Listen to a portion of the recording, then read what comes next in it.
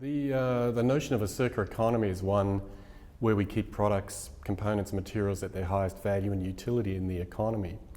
And by doing that, we actually dramatically lower the energy demands of the system, the water demands, we can get products back at the end of use, and we can actually change the business models so that we actually get better utility of these products. And by doing that, we are able to influence and have an impact, a positive impact on a whole raft of the SDGs.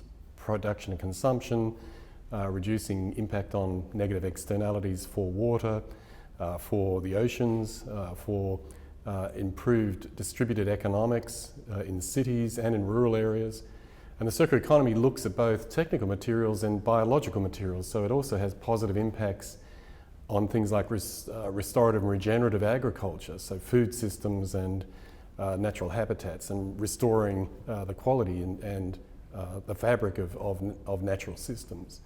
So the circular economy actually is a broad toolkit that actually by implementing this, and it will be implemented by companies primarily because it's an economic model that is compelling, because it's more profitable and it's more resilient, and you form different relationships with customers by providing services in many cases instead of selling products.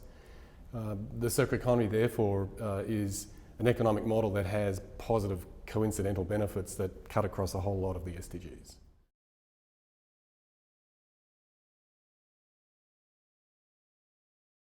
Well, I think for companies this is a model for thinking about innovation and new forms of economic development and growth.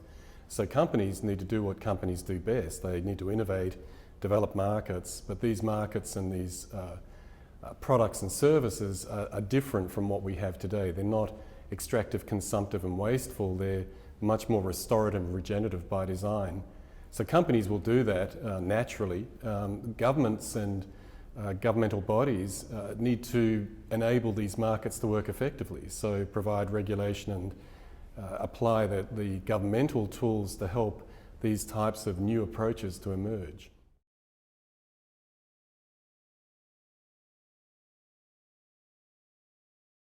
Well, I think that playing the circular economy notion forward, what we will see, I believe, is really a more diverse kind of economy that is more resilient, operating at multiple scales. So we will see an economy that is having positive impacts on natural systems rather than negative ones, but also providing new forms of opportunity at all sorts of different levels.